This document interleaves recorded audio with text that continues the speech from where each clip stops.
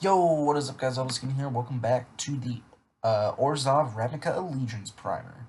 If you guys did not see the last video, when I did the Gruul Guild, I will put a link to that in the description. I highly recommend that you watch it and watch all of these as they come out, so that you can decide what guild you want to play in the pre-release.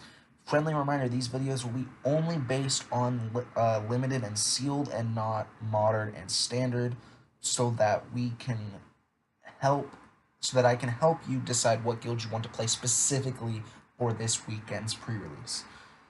So this week we are doing the Orzhov, or this day, today, sorry, not this week, we are doing Orzhov. Orzhov is all about life gain, draining people, vampires, yada yada yada. Orzhov's Orzhov's ability in this set is Afterlife, is the Orzhov mechanic.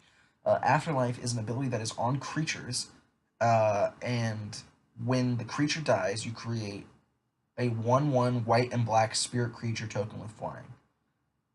So basically, if you have to sack off creatures, you can sack off a creature with Afterlife and still get a creature in return.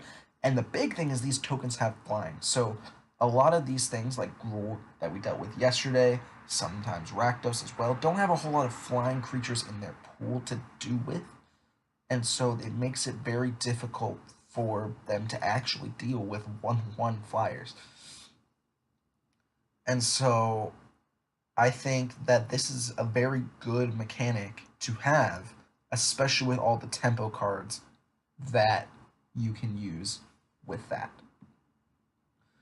So now we are going to get into some of the cards in the Orzhov set. We are going to be going through just a few of them. We're not going to be doing all of them because I want to leave some of the spoilers for you guys to go look at yourselves. I'm just going to go through some highlights for me and cards that I think are indicative of what this guild does in the set.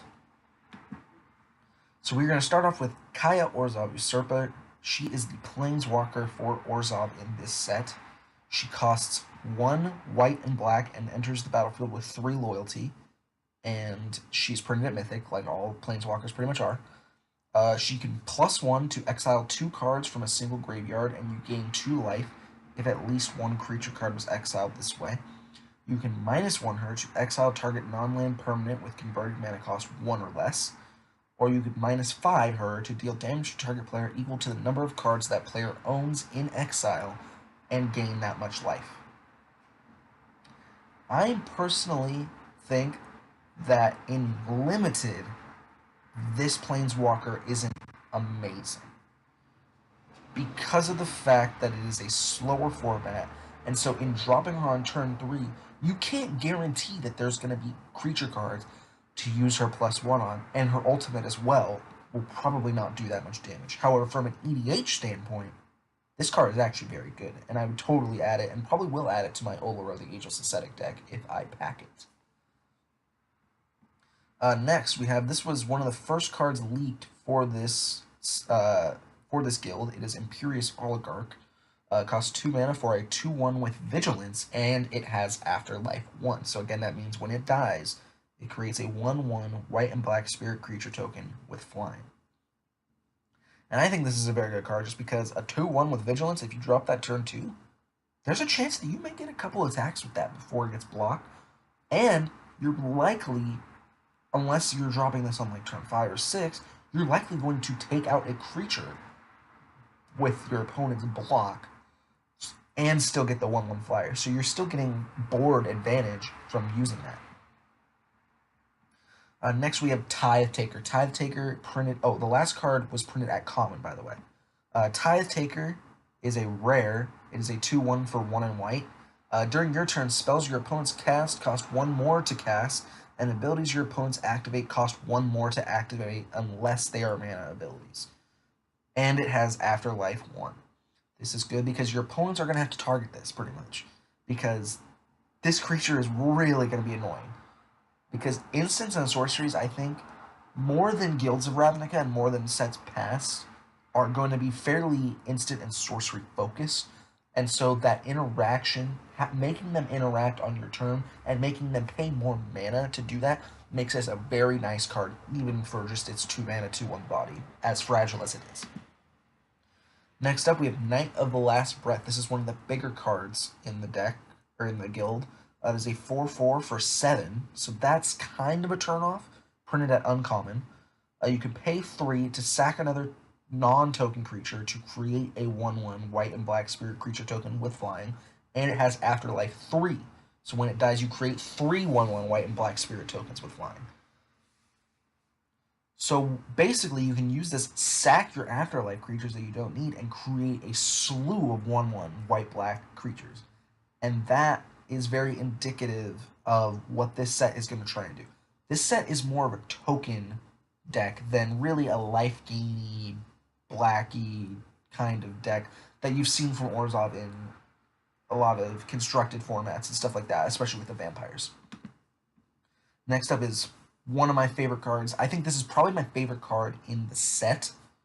That is Angel of Grace. It is a mythic 5/4 flyer with flash for 5 mana.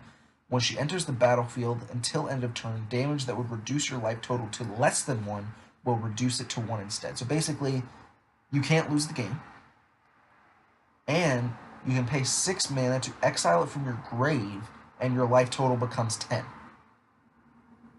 So this is a very good... It's not... I mean, even as a 5/4 flyer, that's a very good offensive spell in a deck that's actually fairly defensive. But the fact that it also basically saves your life when you flash it in. When it dies, you exile it, and you get a bunch of health if you're about to lose a game. That's good stuff. That's very, very, very good stuff to have.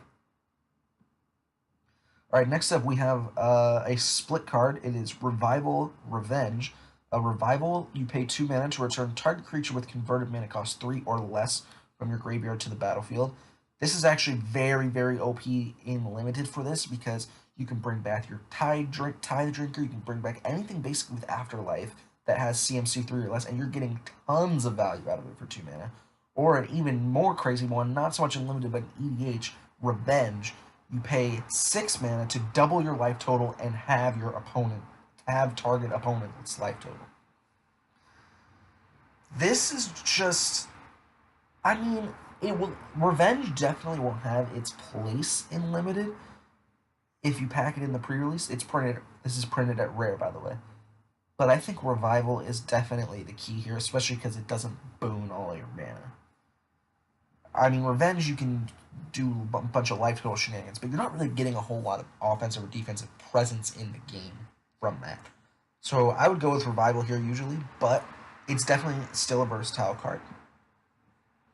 Next up, we have another sorcery. It is Kaya's Wrath.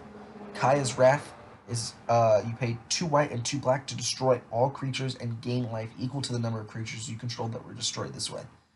This is very good it's a very good late game spell. Because, like, say I'm at like 4 life and my opponent's at 4 life, I board wipe the board, gain a bunch of life, and proc every single Afterlife trigger that I have, getting a bunch of flyers, getting a bunch of tempo. My opponent can't react in time because his hand is gone. I win the game. So this is a very good game-ending spell printed at rare.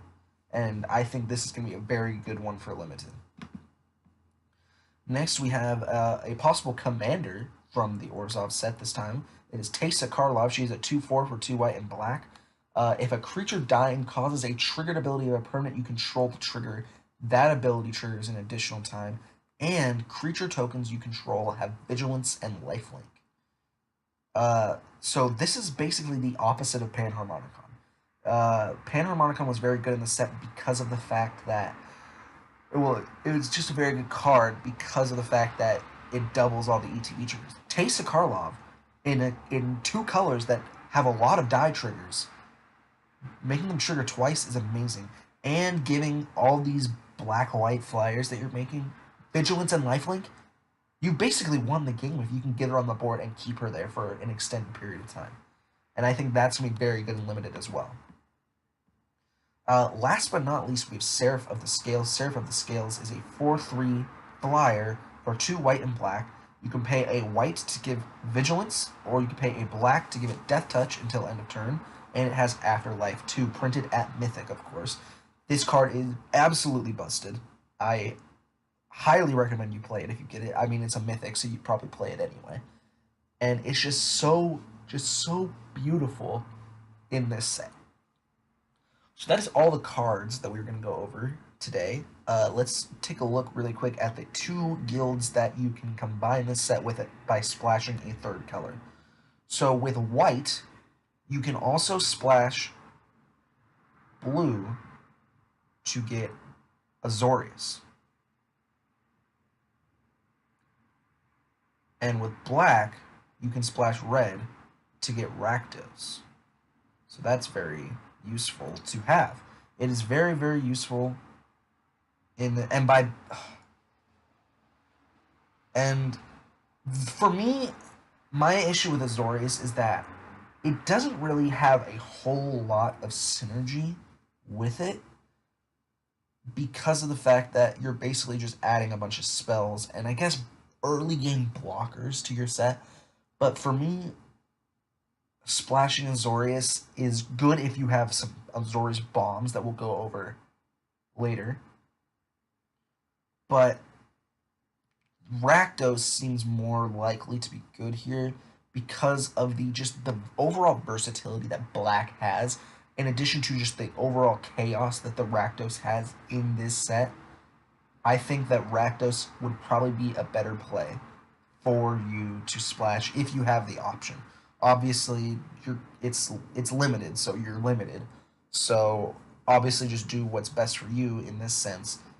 But if I had the choice between splashing Azorius and splashing Rakdos with the set, I would definitely splash Rakdos. So that is all for this primer. Tomorrow, we will be going over the Simic cards. +1/+1 counters galore. I'm very excited. So yeah, if you have any questions, feel free to leave me any comments, and happy planeswalking.